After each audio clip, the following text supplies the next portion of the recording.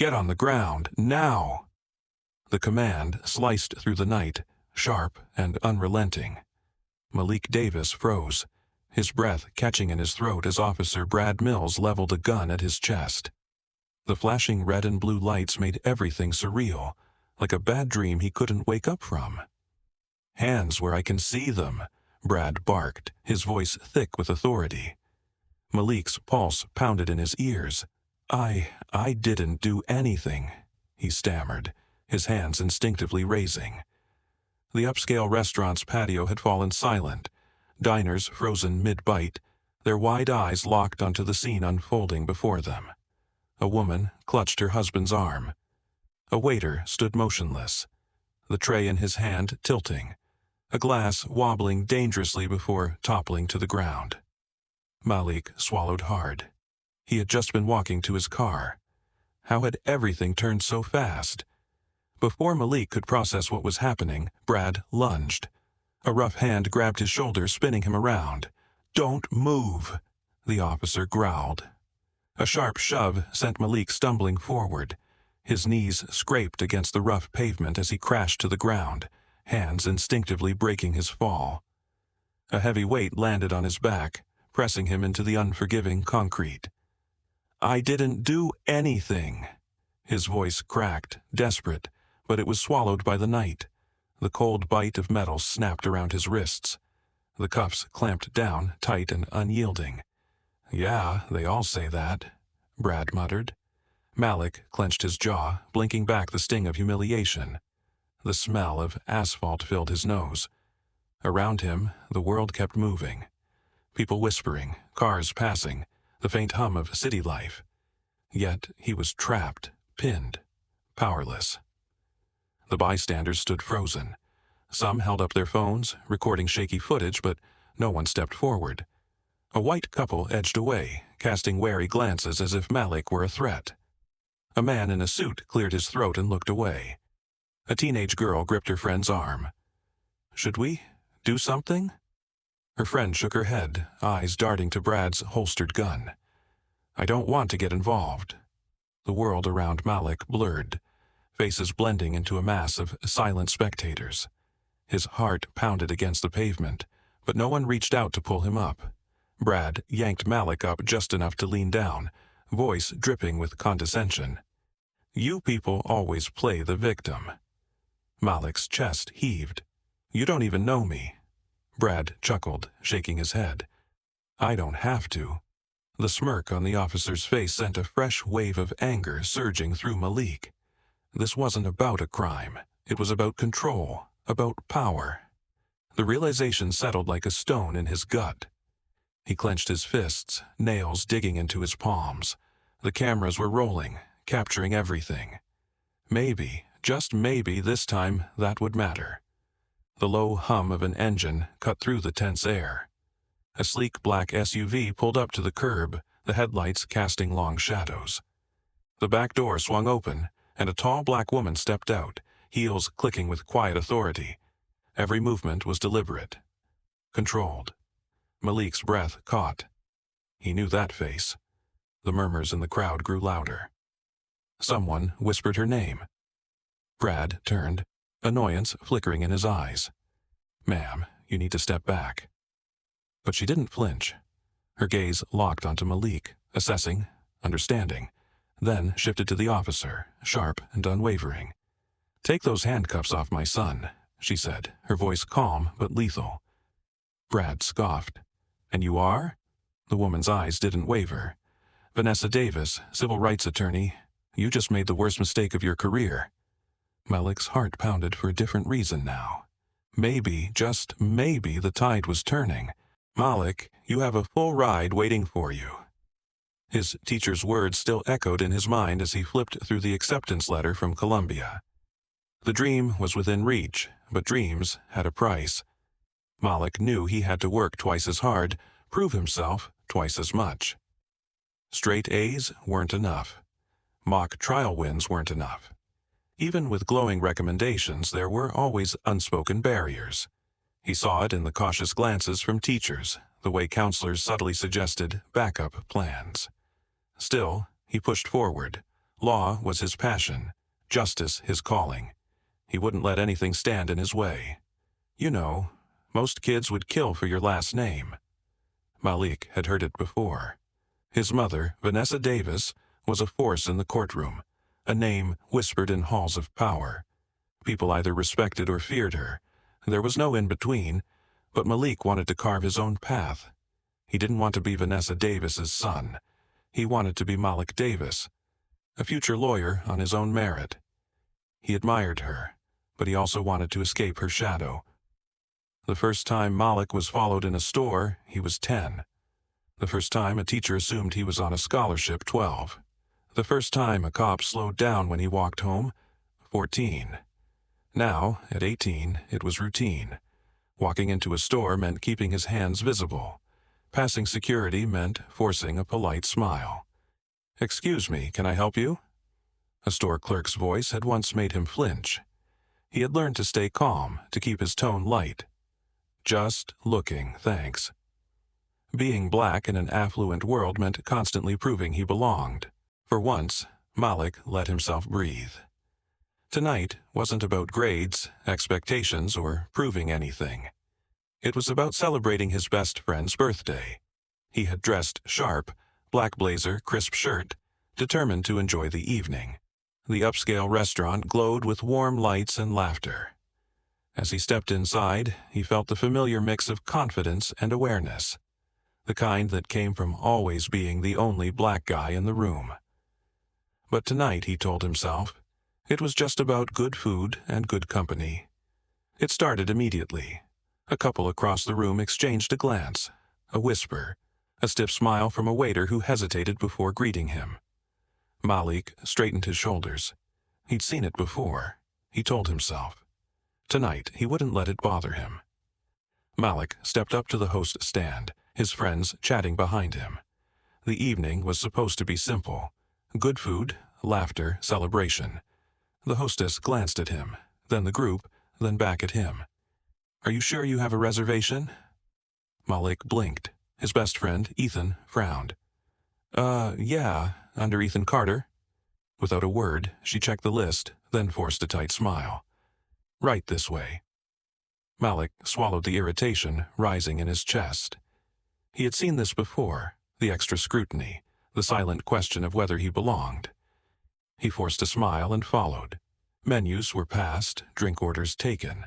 But when Malik lifted his hand slightly, the waiter barely glanced at him. His friends received immediate attention. "Another round for you?" The waiter grinned at Ethan. Malik cleared his throat. "I'll have a—" The waiter turned without writing anything down. Malik sat back, exhaling sharply. Ethan waved the server down. "Hey, my guy, you forgot his drink." The waiter gave a quick nod, then disappeared again. "Dude," Ethan muttered. "What was that?" Malik forced a smirk. "Welcome to my world." He didn't need to explain. This wasn't the first time, and it wouldn't be the last. From the corner of his eye, Malik noticed him. A security guard near the bar, arms crossed, gaze steady. He wasn't watching the whole group, just Malik. Every shift in his seat, every movement, those sharp eyes followed. It wasn't aggressive, not yet, just enough to send a message.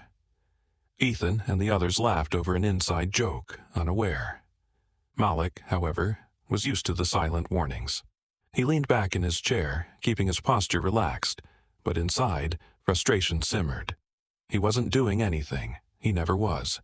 Yet somehow, that was never enough. Stepping out into the cool night, Malik reached into his pocket for his keys. His car, a sleek black luxury model, gleamed under the streetlights. A gift from his mother, meant to celebrate his future. But he knew what it looked like. A young black man, an expensive car, the perfect excuse. He had debated driving something else tonight, but why should he have to? He refused to shrink himself just to make others comfortable. Unlocking the door, he sensed the tension in the air, a presence unseen but felt. He didn't even have time to turn before he heard it. "He's stealing a car!" The shriek cut through the night, sharp and panicked. Malik's blood ran cold. A white woman stood near the valet, pointing straight at him. Her wide eyes darted between him and the car as if she had caught him in the act. He turned to speak, to explain, but... "Hands up, now!" The voice was hard, commanding. Officer Brad had been watching. The moment he had been waiting for had arrived. His gun was already drawn, aimed at Malik's chest. Malik's hands lifted instinctively, his heart hammering against his ribs. "Sir, this is my—" "Get on the ground!" Brad's voice boomed. Malik's throat tightened. He knew the rules. Don't argue, don't run, don't resist. But rules didn't always mean survival. The streetlights blurred, the world closing in as his future, his life, balanced on a single moment. The force knocked the air from Malik's lungs. His chest hit cold metal, arms twisted behind his back before he could react. The sharp bite of handcuffs sent a jolt of panic through his system. "Don't move." Officer Brad's voice was laced with authority, thick with accusation. Malik struggled to find his breath. "This is my car." A hard shove cut him off. "You think I'm stupid?" The street was quite a moment ago, but now voices swirled around him. His friends, onlookers, whispers carried on the night air. "Officer, what's going on?" Ethan's voice broke through, alarmed. Brad ignored him. "You fit the description." Malik swallowed hard. "Description of what?" Brad leaned in, his grip tightening. "A car thief." The words hit like a slap. No evidence, no questions, just an assumption. And in that moment, Malik knew truth didn't matter here. Brad yanked Malik upright, his sneer unmistakable. "Nice ride. How'd you afford it?" Malik's wrists throbbed against the cuffs. "I told you, it's mine." Brad's laugh was sharp, hollow. "Right, and I'm the mayor." He circled Malik, eyes scanning him like he was inspecting stolen property. "You sell drugs? Run scams?" The accusation stung worse than the rough grip. "What?" "No, my mother bought it for me." Brad's expression twisted. "Your mother? Let me guess. Hard-working single mom, right? Raising a kid all on her own." Malik's jaw clenched. "What does that have to do with anything?" Brad ignored him. "You punks think you can play dress-up, act like you belong, but I see right through it." Malik's breath turned shallow. It didn't matter what he said. Brad had already made up his mind. Truth wasn't what he was looking for. "Officer, this is a mistake." Ethan stepped forward, hands up. "He's telling the truth." Brad didn't even look at him. "Step back." Ethan's face burned with frustration. "At least, let him explain." Brad's hand hovered over his holster. "I won't say it again." Ethan hesitated, fists clenched. Malik saw the helplessness in his friend's eyes, the way reality was crashing down around him. Ethan had always believed the system worked, that fairness was guaranteed. Not tonight. Malik shook his head slightly, a silent warning. "Don't push. Not here." Ethan exhaled sharply, stepping back. Malik felt the shift. The moment his friends realized that words wouldn't save him. Because in Brad's world, the badge was the only truth that mattered. "Yo, record this," someone in the crowd called. Phones shot up, lenses capturing every second. For a brief moment, hope flickered in Malik's chest. Maybe this would change something. Maybe someone watching would see the injustice and step in. Brad didn't flinch. If anything, his grip on Malik's arm tightened. "Oh, you think this means something?" Brad scoffed. "Go ahead, post it. Tag whoever you want." The realization sank in. Cameras weren't protection. They were just witnesses to the inevitable. Malik had seen the stories, the videos that went viral, the faces that became hashtags. Justice rarely followed. "Get him in the car," Brad ordered. A second officer grabbed Malik's arm. The crowd murmured, but no one moved. Because recording was easy. Speaking up was another story. "Check my ID," Malik forced out. "It's in my wallet." Brad's smirk didn't fade. He reached into Malik's back pocket, pulling out the wallet like it was evidence. He flipped it open, glanced at the name, then scoffed. "Fake." Malik's stomach dropped. "It's not." Brad shrugged, tossing the wallet onto the hood of the car. "Even if it is real, it doesn't change a thing. You're just another thug pretending to be something you're not." The words hit like a punch.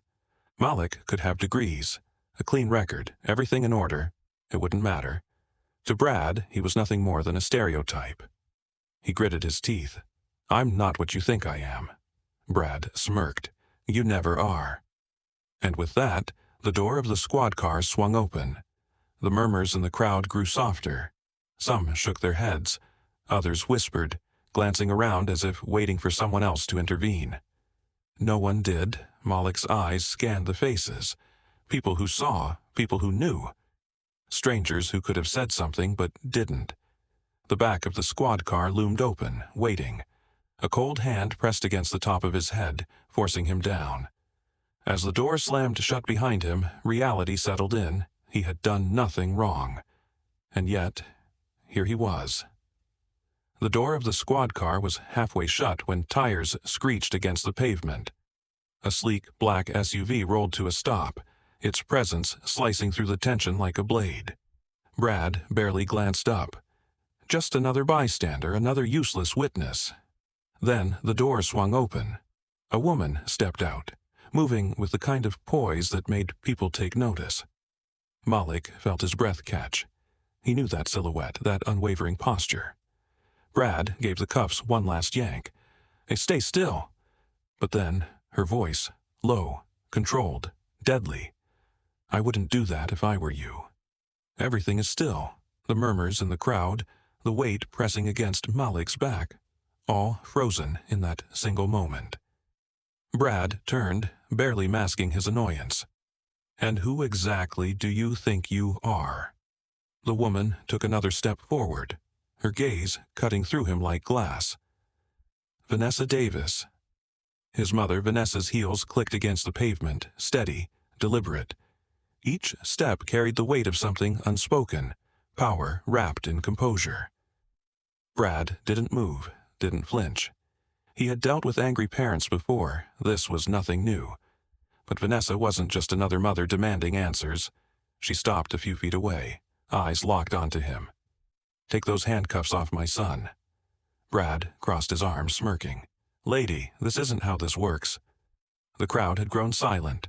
Phones were up, recording every second. Vanessa didn't blink. "No, Officer Mills, this is exactly how this works." Brad's smirk faltered, just slightly.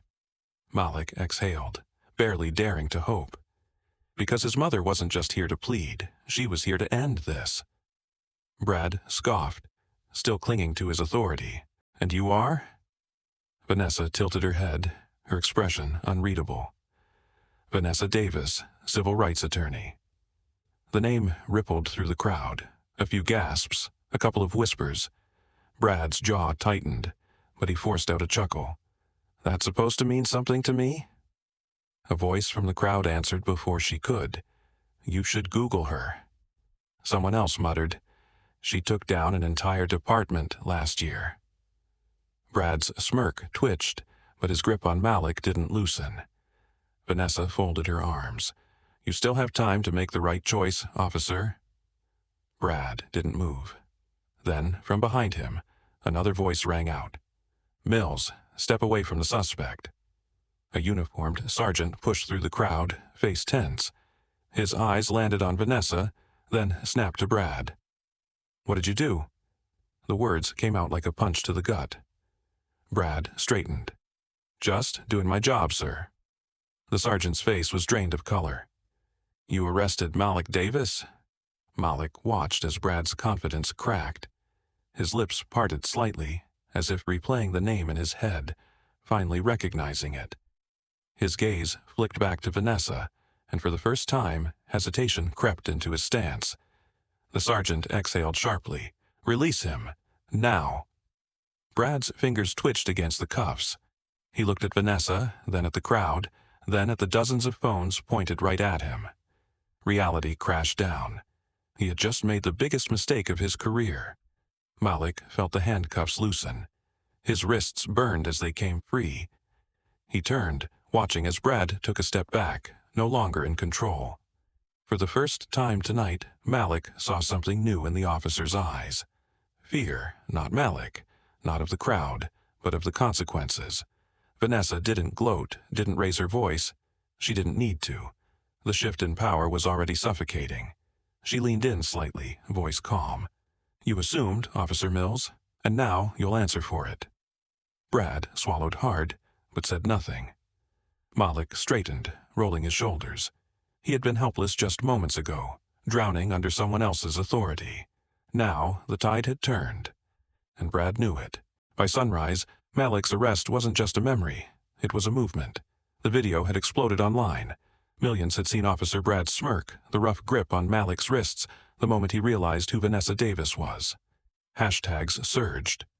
Justice for Malik. Shark and police bias. Accountability now. News anchors dissected every second of the footage. "Unarmed black teen wrongfully detained," headlines screamed. Vanessa's phone buzzed nonstop. Civil rights groups, reporters, lawyers, everyone wanted a statement. Malik scrolled through comments, his chest tightening. Some were supportive, others weren't. Another thug playing the victim? He was probably up to something. But then, thousands of voices drowned out the hate. He was just eating dinner. Imagine if there weren't cameras. The pressure mounted. Officials couldn't ignore it. By noon, the mayor had released a statement. "We take this matter seriously." But the public wanted action, and they wanted it now. Brad walked into the precinct, expecting a slap on the wrist. Instead, he was met with silence, stares, whispers. The chief's office door was already open. The look on his boss's face said it all. "You really messed up, Mills." Brad scoffed.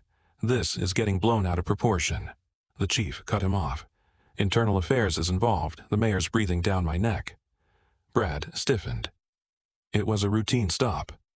The chief slid a folder across the desk. "Then explain these." Page after page, complaints. Excessive force, unlawful detainment, racial profiling. This isn't just about Malik Davis. This is a pattern. Brad's stomach twisted. "You're firing me?" "Effective immediately." The words hit like a gavel slamming down. By the time he walked out, cameras were waiting, microphones shoved toward him. "Officer Mills, any comments?" He kept his head down. For the first time, he was the one being watched.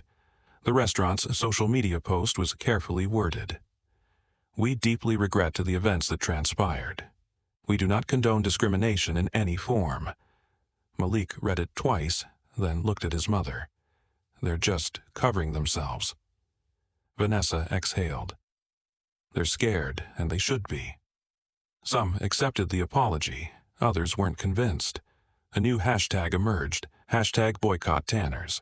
People flooded review sites calling them out. Business dropped overnight. Then came the damage control. A press conference. The manager, looking stiff, trying to salvage his reputation. But Malik had already made up his mind. An apology meant nothing without change. Vanessa wasted no time. By the end of the week, Malik's arrest was officially wiped clean. No record, no stain on his name. But she wasn't done. She filed a lawsuit, not just against the officer, but the department itself. "This isn't just about my son," she told reporters. "This is about accountability." Malik sat beside her, listening. He'd seen his mother fight battles before, but this one felt different. It wasn't just about undoing the past. It was about reshaping the future. And this time, he wouldn't just watch from the sidelines. Microphones crowded in front of him. Cameras rolled. Malik took a steady breath. "This isn't just about me," he said, his voice firm. "It's about every black kid who gets treated like a threat before they even open their mouth." Silence, then nods, murmurs of agreement. He looked out at the sea of faces, some angry, some hopeful. "I got lucky, but how many don't?" Vanessa placed a hand on his shoulder. This wasn't just a fight for justice. It was a fight for change. And Malik wasn't backing down. Imagine standing there, watching it unfold. A young man, wrongly accused, handcuffed for nothing more than existing in the wrong place at the wrong time. Would you step in, speak up, or would you look away, hoping someone else does something? Be honest, what would you do? Comment below. Stories like Malik's happen every day, often without cameras to capture them. If you've ever faced discrimination or witnessed it, share your experience. Your voice matters. Your story matters. Change begins with conversation. Every comment, every discussion brings awareness, and awareness fuels action. Let's talk, let's listen, let's make sure no one suffers in silence. Drop your thoughts below, the world is watching. This isn't just one person's fight, it's all of ours. Share this video, post it, send it to friends. Because the more people see, the harder it is to ignore. Racism thrives in silence. But together we can break that silence, spread awareness, start the conversation. Change begins now. Racism isn't just history, it's happening now, and it won't stop until we demand change. The question is, will you be part of the silence or part of the solution?